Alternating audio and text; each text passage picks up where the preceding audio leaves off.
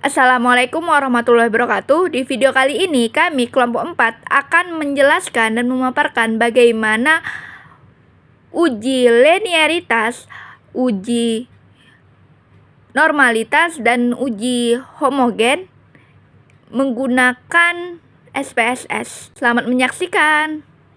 Saya Nazifah Safirazia. Kali ini saya akan menguji linearitas menggunakan SPSS. Sebelum itu, saya akan siapkan dulu bahan-bahannya. Pertama ada Excel, kedua ada SPSS, dan yang ketiga ada catatan. Nah, uji linearitas dengan SPSS fungsinya untuk mengetahui bentuk hubungan antara variabel bebas dengan variabel terikat.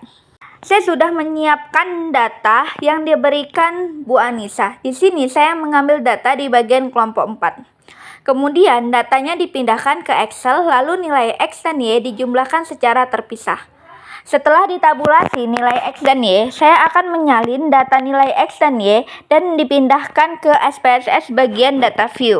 Kemudian ke variabel view. Bagian nama di baris pertama kita beri nama X dan di baris kedua kita beri nama Y, menandakan kalau ini variabel X dan variabel Y. Kemudian di bagian desimalnya diubah menjadi 0 biar enak dilihat. Kemudian di bagian label, di label pertama yaitu kita beri nama religiositas, dan label kedua kita kasih nama agresivitas. Kalau sudah seperti ini, kembali kita ke bagian data view. Lalu kita uji linearitasnya.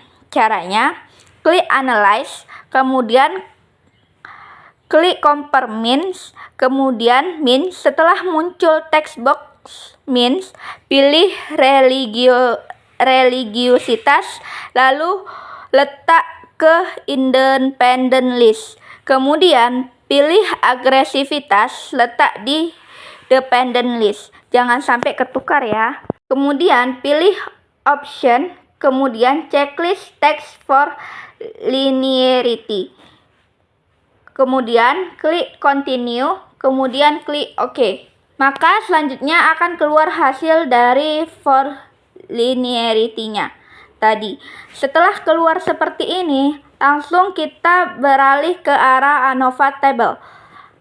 Kembali setelah kalian lihat di bagian ANOVA table, perhatikan di bagian deviation from linearity. Lihat nilai signifikasinya yaitu 0,018. Kembali ke dasar pengambilan keputusan, yaitu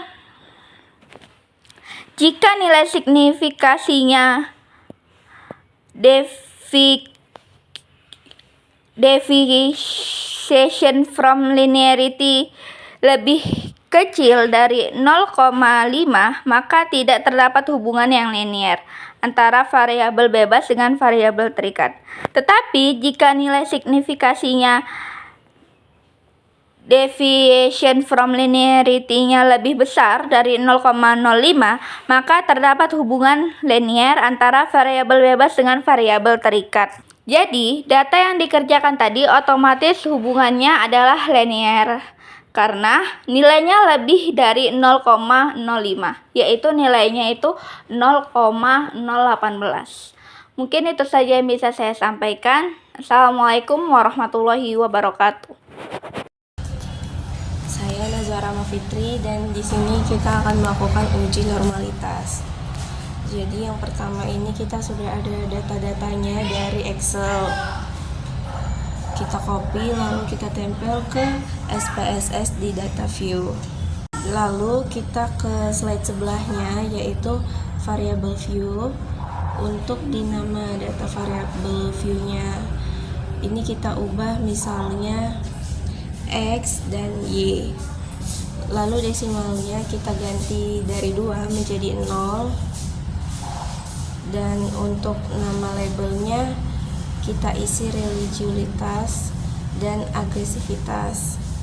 Setelah selesai di variable view, kita kembali ke data view dan di sana kita klik analyze, lalu pilih regression, dan di regression kita pilih linear, lalu kita masukkan data kita yang sebelumnya X dan Y. X di independen dan Y di dependen. Nah, ini bertujuan untuk mendapatkan data unstandardized dulu gitu. Jadi kita klik save dan centang di bagian unstandardized, lalu klik continue dan OK, dan tunggu hasilnya keluar. Setelah datanya keluar, kita kembali ke data view dan pilih analyze dan pilih non parametric test, lalu kita ke legacy dialogs dan pilih sampel K dan S. Lalu kita masukkan data yang sudah kita olah sebelumnya, yaitu unstandardized. Setelah kita masukkan, kita tinggal klik OK saja, dan data yang kita mau sudah dapat. Assalamualaikum warahmatullahi wabarakatuh.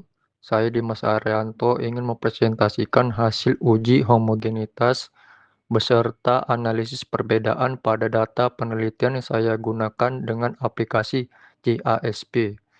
Di sini saya menggunakan dua variabel utama. Variabel terikat atau dependent variabelnya adalah nilai total skor pada kolom V14. Sedangkan untuk variabel pengelompokannya berada pada kolom V15, di mana responden dibagi menjadi dua kelompok saja, yaitu kelompok 1 sebagai kelas eksperimen dan kelompok 2 sebagai kelas kontrol. Langkah pertama yang saya lakukan yaitu saya melakukan uji asumsi homogenitas varians menggunakan Levene test.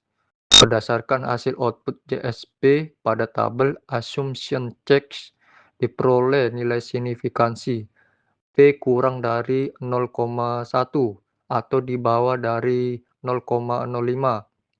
Karena nilai P tersebut sangat kecil, maka kesimpulannya adalah varians data antara kelas eksperimen dan kelas kontrol dinyatakan tidak homogen. Karena asumsi homogenitas awal tidak terpenuhi, maka selanjutnya saya tidak menggunakan analisis ANOVA klasik. Saya menggunakan koreksi Wells-ANOVA agar hasil pengujian rata-rata ini tetap valid dan akurat. Pada tabel utama di baris Wells diperoleh nilai signifikansi P kurang dari 0,5 atau di bawah 0,05. Hal ini membuktikan bahwa terdapat perbedaan rata-rata skor total yang signifikan secara nyata antara kelas eksperimen dan kelas kontrol. Karena jumlah kelompok di penelitian ini saya hanya menggunakan dua kelompok saja, yaitu kelas eksperimen dan kelas kontrol, maka hasil dari Wells-ANOVA ini sudah bersifat final dan saya tidak perlu lagi melihat uji dari post hoc. Kesimpulannya, perlakuan yang diberikan pada kelas eksperimen memberikan dampak atau perbedaan yang signifikan jika dibandingkan dengan kelas kontrol. Demikian presentasi dari saya. Terima kasih. Assalamualaikum warahmatullahi wabarakatuh.